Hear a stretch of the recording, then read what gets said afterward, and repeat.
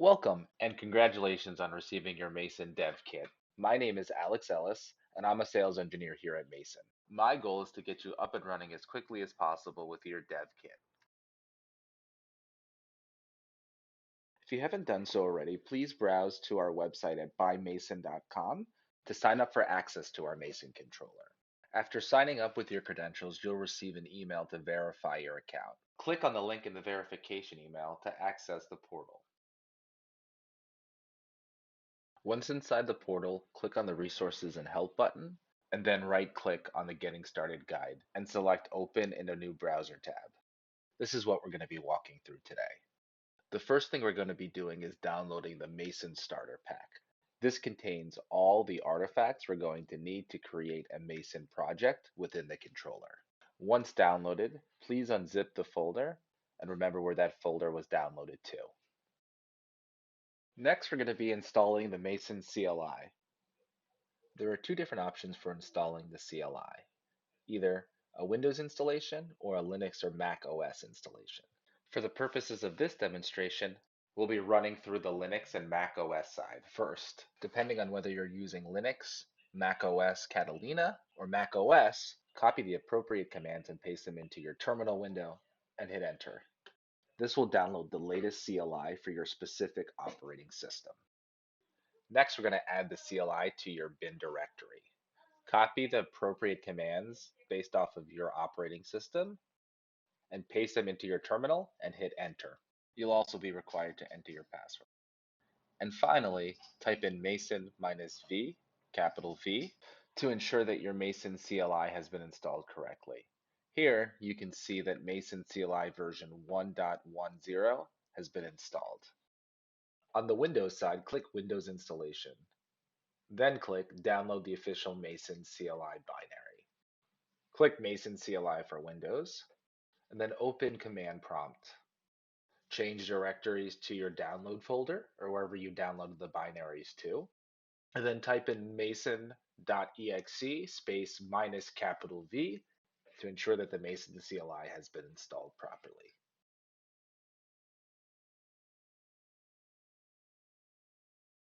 Next, we're going to go back into the Mason controller and create our first project. On the left-hand side, click the Projects tab, Create Project. In this case, we're going to be using the name Monitoring Assistant. Then select the device group that this project will be for.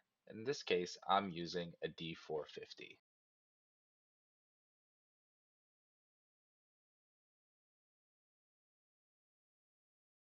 Let's create a group now by clicking on the group link on the left-hand side. Now click Create Group.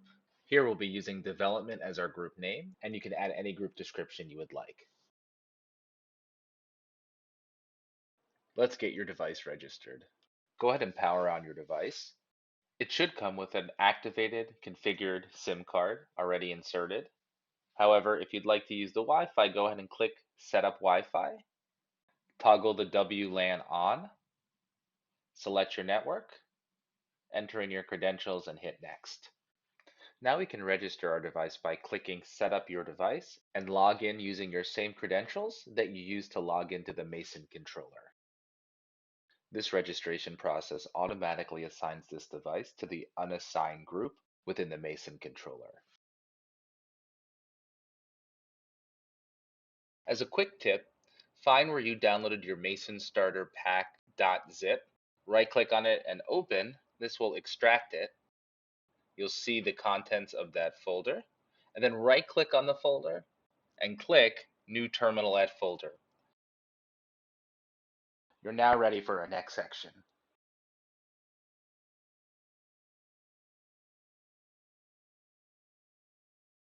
Open up the code editor of your choice. In this case, I'm using Visual Studio Code. The nice thing here is that you can also open up your terminal and run commands alongside your code.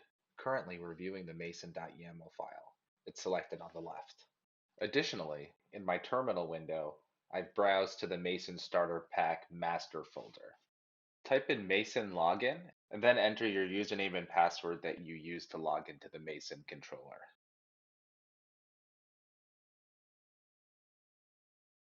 Let's change directories to the folder that's storing the APK. In this case, we're going to type in cd apps v2. Inside that folder is the iHeart Lives Demo v2 APK. And then lastly, we're going to register the APK by typing in Mason register APK iHeartLiesDemoV2.apk. Type in Y to continue the registration, and this will register the APK to the Mason controller.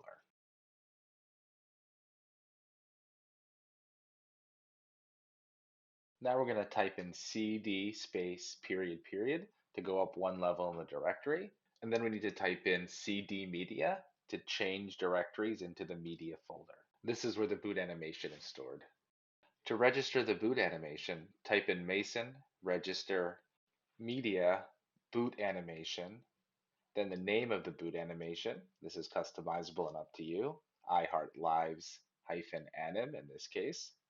Latest, which is the version, and then boot animation.zip.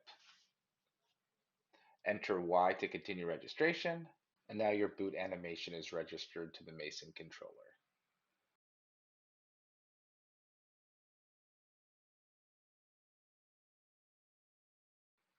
Type in cd space period period to go up one level in the directory so that we can now register the mason.yaml file.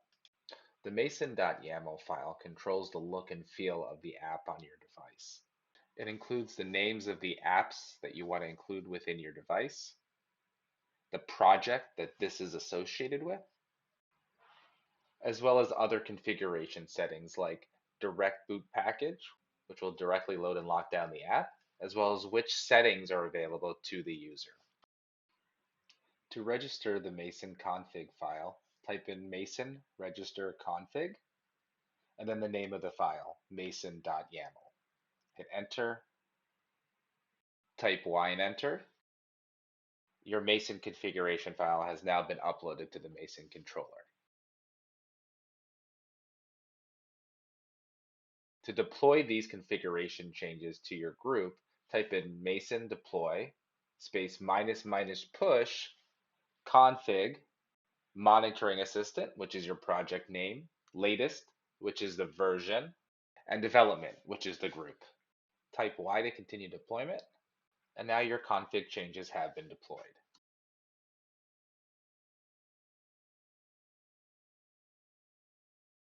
Lastly, go back into the Mason controller, click on the Devices tab,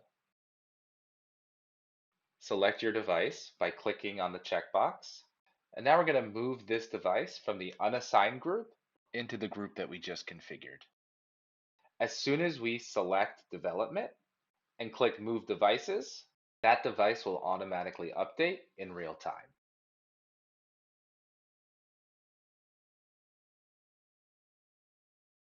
In the unassigned group, your device is not tied to a configuration. Therefore, you'll need to accept the system update or wait 60 seconds for it to update automatically.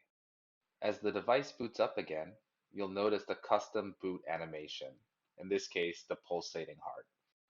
After the device is booted, you'll notice that when you unlock it, it'll go straight to the iHeart Lives app and will not let you access any other applications. Additionally, you'll notice that in the settings menu, you're only able to view the settings that you listed within your YAML file. And that's it. You were able to successfully deploy a configuration to your device. Congratulations. Thank you so much for your time today, and if you have any comments or questions, please feel free to reach out to your account executive or email us at sales@bymason.com.